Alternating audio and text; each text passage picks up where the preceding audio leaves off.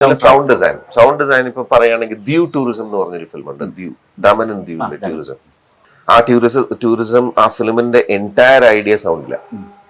First half മുഴുവൻ നമ്മുടെ ജീവിതത്തിൽ നിത്യജീവിതത്തിൽ നടക്കുന്ന ശബ്ദ കോലാഹലങ്ങളുടെ ഇടയിൽ ഒരു വല്ലാത്ത ഒരു ഹെഡ് സ്പേസിൽ നിന്ന് പിന്നെ സെക്കൻഡ് ഹാഫ് സൈലൻസ് ആണ്. ഈ ദ്വീപിലിരിക്കുന്ന കുറെ മൊമെന്റുകളുണ്ട്. അത് സൗണ്ട് സ്ക്രിപ്റ്റിലാണ് അത് ചെയ്തിരിക്കുന്നത്. കേരള ടൂറിസം ഏതാണ്ട് അതേ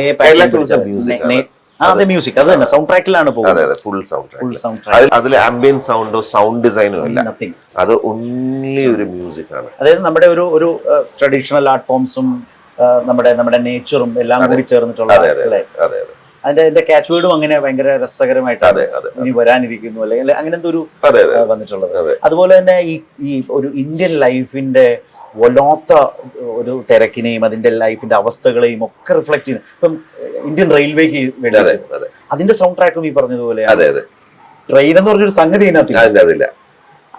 അതിന്റെ ഒരു ജേർണി എങ്ങനെയാണ്? അത് പീയൂഷ് പാണ്ഡെ ഒരു മെക്സിക്കൻ വേവ് പോലെ ഇങ്ങനെ പോകുന്ന ഒരു ട്രെയിൻ നമുക്ക് കാണാം. അബ്സല്യൂട്ട്ലി. അത് പീയൂഷ് പാണ്ഡെ ഒഗിൽവി ആൻഡ് മാത്തറിലെ വലിയ ക്രിയേറ്റീവ് മനുഷ്യനാണ്. പീയൂഷിനെ അറിയാത്ത ആരും ഉണ്ടാവില്ല. പീയൂഷും ഞാനും കൂടെ ചെയ്ത പീയൂഷിന്റെ ഐഡിയ ആയിരുന്നു. ഞാൻ എക്സിക്യൂട്ട് ചെയ്ത് കാൽക്കട്ടയിൽ ഷൂട്ട് ചെയ്തതാണ്. കൊൽക്കത്തയിൽ. അപ്പൊ അതിനകത്തൊരു ഇന്നസെൻസ് ഉണ്ട്.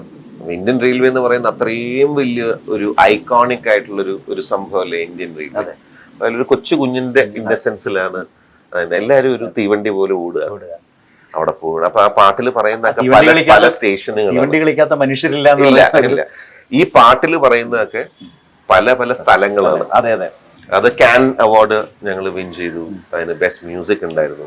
അങ്ങനെ പറയുകയാണെങ്കിൽ കുറേ നമുക്കൊരു 15 മണിക്കൂർ സംസാരിക്കാനുള്ള കാര്യങ്ങൾ. അതുപോലെ തന്നെ ഈ തുടരുവിന്റെ സമയത്ത് തന്നെ ചെയ്ത് ബ്രിട്ടീഷ് എയർവേസിന്റെ അതിൽ കണ്ടെന്ന് വെച്ചാൽ ഈ സെക്കൻഡ്സിന്റെ ഒരു ആഡില് അതിനകത്ത് നിന്ന് സിനിമയിൽ നമ്മൾ ഓർക്കില്ല ഇനി എന്തൊക്കെയായിരിക്കും സംഭവിക്കുക, ഇതിലെന്താവും എന്ന് പറയുന്ന പോലെ ഞാൻ കണ്ടുകൊണ്ടിരിക്കുമ്പോൾ ഇതിന്റെ ക്ലൈമാക്സിനെ കുറിച്ച് ചിന്തിച്ചൊരു പരസ്യമാണ്. എൻ്റെ വിചാരം എന്ന് വെച്ചാൽ ആ കുട്ടിയെ ബ്രിട്ടീഷ് എയർവേസിന്റെ ക്രൂ ആ വെഹിക്കിളിൽ കൊണ്ടുപോകുന്നിടത്ത് പരസ്യം തീരും എന്നാണ് ഞാൻ വിചാരിക്കുന്നത്. പക്ഷേ ആ വെഹിക്കിളിലേക്ക് ഈ എൻറ്റയർ ഫാമിലിയെ അവർ ഏറ്റെടുത്തുകൊണ്ട് പോകുന്നത് ഒരു ഭയങ്കര ഒരു അനുഭവമായിരുന്നു. ഒരു പരസ്യത്തിന് കിട്ടുന്നതല്ല സാധാരണ ഈ അനുഭവം.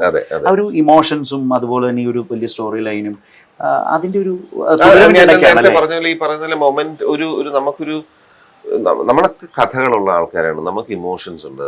നമ്മള് അങ്ങനെ ഒരു മൊമെന്റ് ഉണ്ടാക്കി എടുത്താൽ അത് ബ്രാൻഡിന് വളരെ ഗുണം ചെയ്യും. പിന്നെ അങ്ങനത്തെ ഒരു സിറ്റുവേഷനിൽ എത്രയോ ഫിലിമിൽ നമ്മള് ഇപ്പം എയർലൈൻ ഫിലിമിന്റെ അകത്ത് ഈ എയർലൈനിന്റെ അകത്തെ ഷോട്ടുകളും ഒരു സോളും ഇല്ലാതെ ഭയങ്കര ബ്യൂട്ടിഫുൾ ചെയർ ആണെന്നും നല്ല ഭക്ഷണം എന്നൊക്കെ പറയാൻ പരസ്യങ്ങൾ പൊതുവെ അങ്ങനെയാണ്. മറന്നു പോവില്ലേ എന്തിനാണ് അങ്ങനെ ചെയ്യുന്നത്? അത് മുഴുവൻ ആ ഇമോഷൻ മുഴുവൻ നമ്മൾ റൂട്ടിലാക്കി. ആ ആൾക്കാരാണ് ഇമോഷൻ.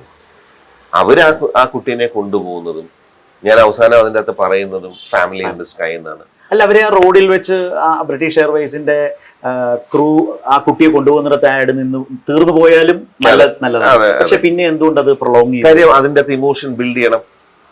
അതിൻ്റെ അകത്ത് ഇമോഷൻ ബിൽഡ് ചെയ്യണ്ടേ? കാര്യം അത് അവസാനം ഫാമിലിയുടെ ഒരു ഇമോഷൻ ഉണ്ട്. എൻ്റെ മകനെ ഞാൻ യുഎസിലോട്ട് പറഞ്ഞു വിട്ട് അവനെ അവിടെ ഒറ്റയ്ക്ക് ഇട്ടിട്ട് തിരിച്ചു വന്നൊരവസ്ഥ കൂടെയായിരുന്നു ഞാൻ ഈ ചെയ്യുന്ന സമയത്ത് ഉണ്ടായിരുന്ന എൻ്റെ ഇമോഷൻ. അപ്പൊ ഫാമിലി എന്ന് പറയുന്ന അവർക്കൊരു ഇമോഷൻ ഉണ്ട്. അതെങ്ങനെ വിട്ടുപോകും? നമ്മളെ അത് ഒരു ഇൻകംപ്ലീറ്റ് അവസ്ഥയല്ലേ. പിന്നെ ഈ പറയുന്ന ബ്രിട്ടീഷ് എയർവേസ് ക്രൂവിന്റെ ഒരു വളരെ പ്രധാനപ്പെട്ട പോയിന്റ് ആ ലാസ്റ്റ് ഷോട്ടിലുണ്ട്. ആ ലേഡി തിരിഞ്ഞിട്ട് ക്രൂ പറയുന്നുണ്ട് എല്ലാം സെറ്റാണ്. അതായത് ആ ബ്രാൻഡ് കമ്മിറ്റഡ് ആണ് എന്ന് ആളുകളെ ധരിപ്പിക്കുന്ന ഒരു മെസ്സേജ് അതിനകത്ത് ഒടുവിൽ ഹ്യൂമൻ ആണ്. കുറച്ചും കൂടെ ഹ്യൂമൻ ആണ്. നമ്മൾ വലിയ കോർപ്പറേറ്റും കാര്യങ്ങളൊക്കെയാണ്. പക്ഷെ ഞങ്ങളിൽ ഒരു ഹ്യൂമൻ ഹ്യൂമൻ ബീങ്സ്.